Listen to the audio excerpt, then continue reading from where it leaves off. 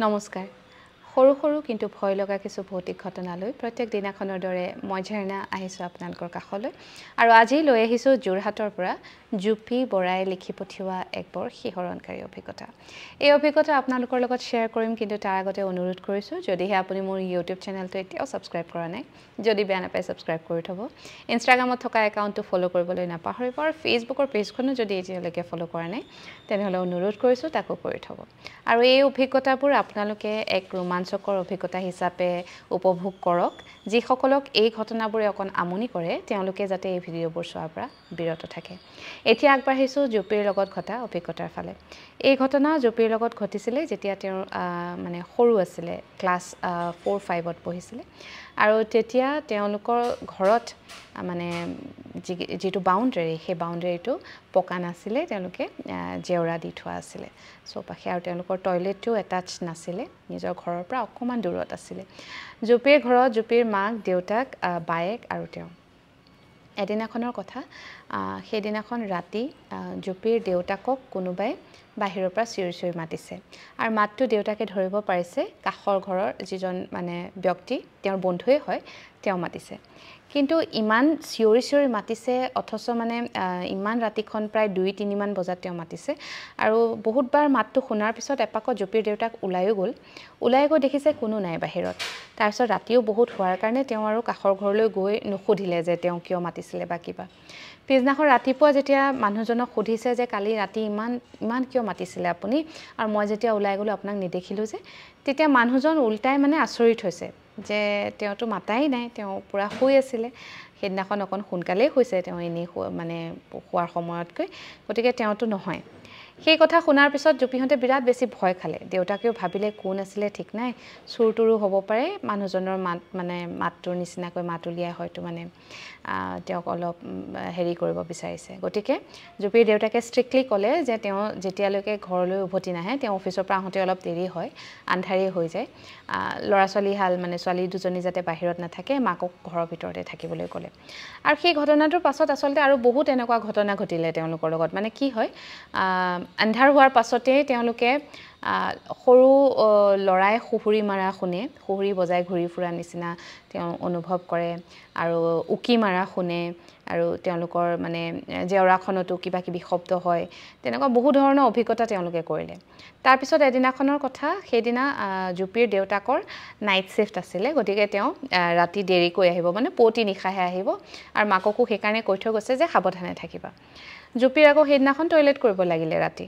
তাৰপিছত মাকে তেতিয়া কৈছে পাৰা যদি দেতা আহালৈকে ৰোৱা বাহিৰলৈ ওলাই যাবলৈ অকণ ভয় লাগে কিন্তু তাই ৰ'ব পৰা নাই ছোৱালীজনী গতিকে উপায় নাই মাক বায়েক আৰু জুপি তিনিওজনী উঠি গ'ল তাৰপিছতে মাক আৰু বায়েক চোতালত ৰৈ আছে জুপিয়ে গৈ পেলাই বাথৰুমত টয়লেট কৰিছে তাৰপিছত মানে মাকে বাৰে বাৰে তাইক মাতি আছে যে হ'লনে জল্দি কৰা ভিতৰলৈ যাব লাগে দৌৰাদৌৰিকৈ তাই ওলাই আহিছে আহি দেখিছে মাক মানে একদম ঘামি জামি অৱস্থা নাই তাৰপিছত মাক জুপিয়ে সুধিলে কি হ'ল মা তুমি ইমান কিয় ভয় খাইছা বায়েকেও সুধিছে বাৰে বাৰে কিন্তু ছোৱালী দুজনীয়ে ভয় খাব বুলি মাকে একো কোৱা নাই একো নাই বোলে আমি ভিতৰলৈ যাওঁ বুলি কৈ লগালগ মাকে লৈ গৈছে আৰু তাৰপিছতো ছোৱালী দুজনী শুই পৰিলে কিন্তু মাক সাৰে আছে দেউতাক অহালৈকে দেউতাক আহি পোৱাৰ পিছত ৰাতিয়ে পোৱালে তেতিয়া জুপিহঁতো সাৰ পালে তেতিয়া জুপিহঁতে ক'লে যে কালি এনেকৈ আমি বাহিৰলৈ গৈছিলোঁ মায়ে বিৰাট ভয় খালে কিবা দেখিছে নেকি মায়ে কিন্তু আমাক কোৱা নাই তাৰপিছত জুপিৰ দেউতাকে বহুত অনুৰোধ কৰাৰ পিছত মানে বহুত সোধাৰ পাছত তেওঁ ক'লে যে হয় তেওঁ কিবা এটা দেখিছিলে তেওঁলোকৰ যিখন বাৰাণ্ডা আৰু যিটো টয়লেট তাৰ মাজত চোতালখন আছে আৰু চোতালখনৰ সোঁফালে মানে কাষৰ মানুহ ঘৰৰ গাতে লাগি এজোপা আম গছ আছে তেওঁ দেখিছে সেই আম গছজোপাত দুখন হাত আৰু দুখন ভৰি কোনো মানুহ নাই কোনো মানে মানুহৰ মুখ গা একো দেখা নাই কেৱল হাত আৰু ভৰি দুখন বগাই ওপৰলৈ গৈ আছে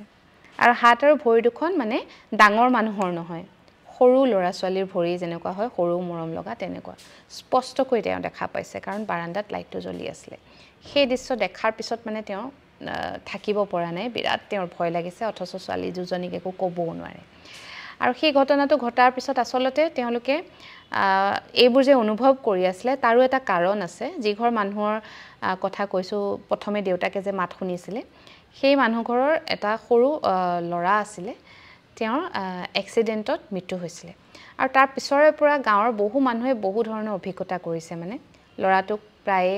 তেনেদৰে সুহুৰি বজাই ঘূৰি ফুৰা দেখে বা দূৰত ৰৈ থকা দেখে কেতিয়াবা মাতা দেখে শুনে উকিওৱা শুনে আৰু জুপিহঁতেও সেই অভিজ্ঞতাবোৰ ইটোৰ পিছত সিটোকৈ কৰিবলৈ ল'লে কিন্তু তাৰ বাহিৰে মানে কোনো ধৰণৰ তেওঁলোকক অসুবিধা দিয়া নাই বা অমংগল আজিলৈকে হোৱা নাই কিন্তু এইটো কথা ঠিক যে সেই শিশুটিৰ উপস্থিতি তেওঁলোকে বহুবাৰ অনুভৱ কৰিছে জুপিয়ে শেষত লিখিছে যে তেওঁ এইবোৰ কথা বিশ্বাস নকৰে মানে ভূত প্ৰেত বা কিবা হ'ব অনিষ্ট কৰিব একেবাৰে বিশ্বাস নকৰে কিন্তু এট দ্য সেম টাইম তেওঁ নিজেই এই অভিজ্ঞতাবোৰ কৰিছে গতিকে কিবা এটা যে আছে সেইটো নুই কৰিব নোৱাৰি বুলি তেওঁ লিখি পঠিয়াইছে আৰু তেওঁৰ লগত ঘটা ঘটনাতে আজি আপোনালোকৰ আগত ব্যক্ত কৰিলোঁ আপোনালোকেও বাৰু কেতিয়াবা এনেকুৱা কিবা অনুভৱ কৰিছে নেকি যদি কৰিছে জনাবৰ কাৰণে ভিডিঅ'টোৰ তলত কমেণ্ট কৰিবলৈ নাপাহৰিব আৰু আপোনাৰ যদি কিবা অভিজ্ঞতা আছে যিটো মোৰ লগত শ্বেয়াৰ কৰিব বিচাৰে তেনেহ'লে মোৰ মেছেঞ্জাৰত গৈ এটা মেছেজ কৰিব আজিৰ এই ঘটনা ইয়াতেই সামৰিছোঁ কাইলৈ নিশা আৰু এক নতুন ঘটনালৈ আপোনাক কাষ চাপিম এতিয়ালৈ আহিছোঁ শুভৰাত্ৰি